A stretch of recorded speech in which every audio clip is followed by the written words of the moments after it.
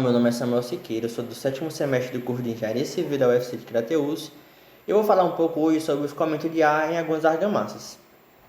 Eu vou utilizar como base o artigo que fala sobre a análise fluidodinâmica do escoamento em ensaios de permeabilidade ao ar e argamassas preparadas com cimento Portland de alto forno. Primeiramente, esse estudo está sendo muito utilizado hoje em dia para determinar a permeabilidade e como o fluido se comporta, como o seu escoamento se comporta. Vamos utilizar o ensaio de permeabilidade do ar da argamassa. Com isso, vamos utilizar dois tipos de cimento, o CP2 e o CP3 com escória, sendo que o CP3 é de alto forno. Uma característica também muito importante a ser utilizada é o AC, que é a relação água-cimento, que no nosso caso, no nosso estudo, está variando entre 0,5 e 0,6. Essa relação é bastante importante de ser analisada porque ela vai dimensionar, nos falar como está sendo relacionada o cimento e a água, nossos fluidos, para determinar a permeabilidade, o escoamento, a porosidade, entre outros vários fatores. Nossos corpos de prova, eles possuem, na verdade, uma vida útil de 14 a 28 dias. Neste ensaio, vamos utilizar também como base a metodologia proposta por Tenos e o equacionamento matemático. A metodologia de Tenos vai mensurar a permeabilidade do ar em uma rocha, que no nosso caso vai ser na argamassa já no seu estado endurecido, estado seco.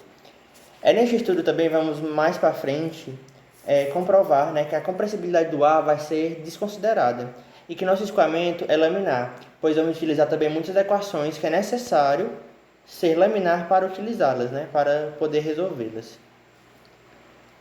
Aqui temos esta equação, que é a equação de Darcy.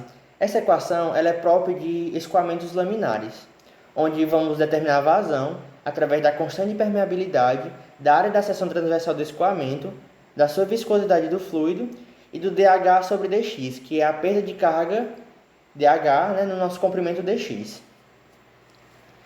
Também temos, só voltando aqui um instante, também temos a teoria de Reynolds. Vamos analisar o comportamento do movimento das moléculas de água durante o escoamento dentro de um tubo de vidro, onde vai ser determinada a velocidade, que a partir disso podemos determinar se é laminar ou não.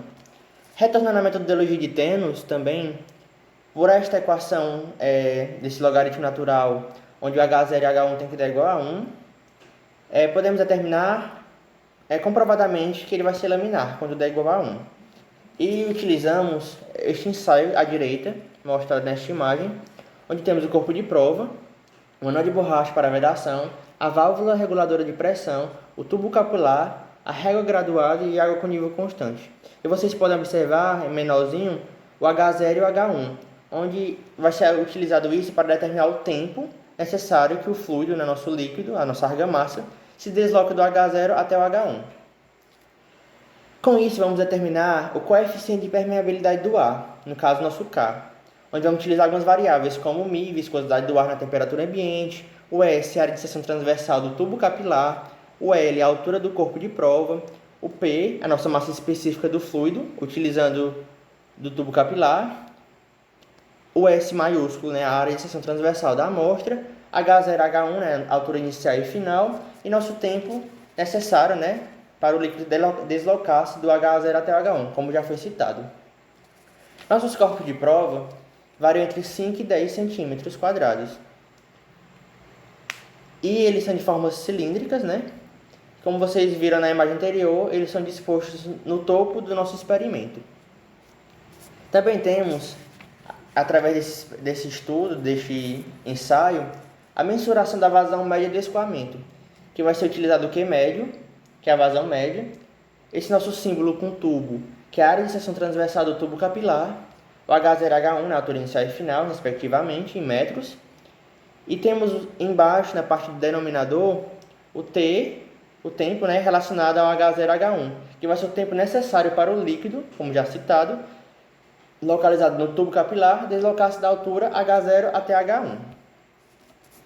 Também neste ensaio podemos determinar a velocidade média do escoamento, que vai ser a nossa vazão média dividida pela área da seção transversal da nossa amostra. E o número de Mach, que nosso número de Mach serve também, como vocês já sabem, para determinar se o nosso fluido, nosso escoamento é incompressível, compressível, entre outras informações também. Nosso número de Mach vai ser nossa velocidade média do fluido durante o escoamento, que está relacionado com nossa vazão média, sobre nosso C, que é a velocidade média do som no ar. E como também já citado que nós utilizamos a metodologia na teoria de Reynolds, temos também a nossa equação, onde o R é igual a Vm dP sobre μ, onde o nosso Vm é a nossa velocidade média do escoamento, o D é o diâmetro hidráulico, o P, nosso ρ, a massa específica do fluido, e o μ, viscosidade do fluido. Considerando que o nosso fluido depende da pressão, do tempo, como dito no artigo também principalmente, vamos determinar um campo de velocidade. Nós vamos adotar, na verdade, este campo de velocidade 1 mais 2,5x mais yi mais, abre parêntese, menos 0,5 menos 3x menos 2,5yj, onde nosso U é 1 mais 2,5x mais y, nosso V é menos 0,5 menos 3x menos 2,5y, e nosso W é zero porque não é tridimensional. Esses valores de U, V e W serão muito importantes porque usaremos mais à frente para determinar várias coisas como linha de corrente, como taxa de deformação linear, taxa de deformação angular, que é por cisalhamento, e também a nossa vorticidade.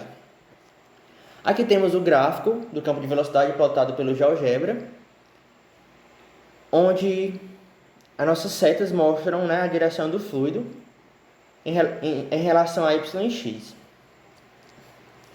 Nossas linhas de corrente são determinadas por algumas equações, e já adiantando, foi determinado por esta equação, dx sobre 1 mais 2,5 mais y, que é o nosso U, igual a dy sobre menos 0,5 menos 3x menos 2,5y, que é o nosso V.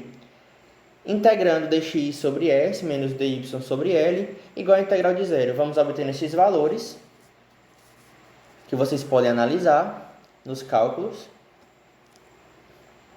e concluir que nossa linha de corrente é a mesma, podemos considerar essa. E através da nossa linha de corrente, que determinamos, concluímos também que temos uma aplicação aureliana, porque estamos medindo uma variável de campo em um determinado espaço, em estudo.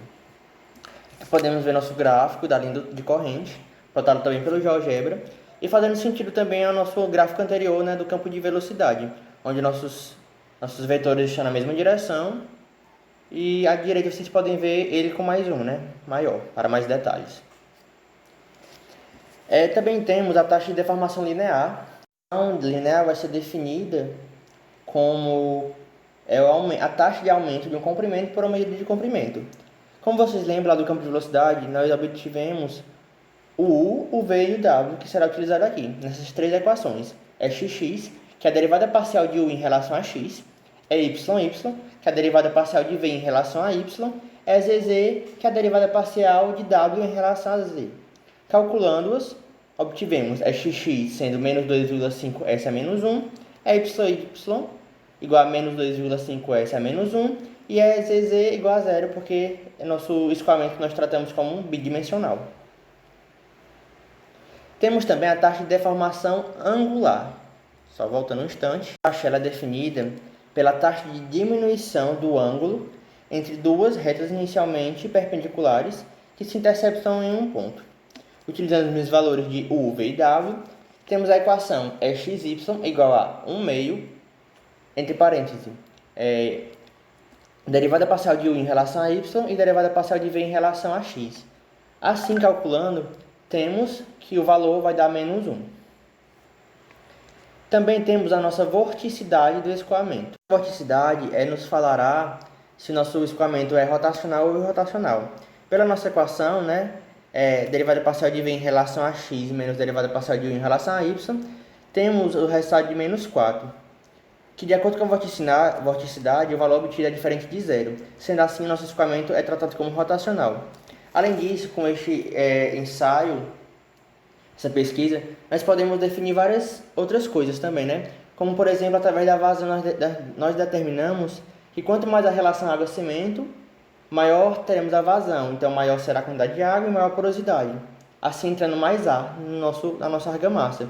Podemos também classificar o nosso escoamento de outras formas, como externo, porque não está dentro de tubos, nem outras formas relacionadas, como incompreensível, porque através do nosso número de Mach, onde obtivemos um número menor que 0,3, podemos calcular também outros fatores e definir também que nosso escoamento é natural, porque não há nenhuma força empurrando ou motor ou algo do tipo, e também não estacionário, porque ele muda as características em relação ao tempo. Como podemos ver também, observar, né, nas nossas equações, onde é necessário observar o tempo que nossa argamassa, nosso fluido, leva para se deslocar da altura H0 até a altura H1. Dentro de outros fatores, né, assim também que podemos classificar o nosso fluido. E no mais é isso, muito obrigado pela atenção, espero que tenham gostado deste vídeo.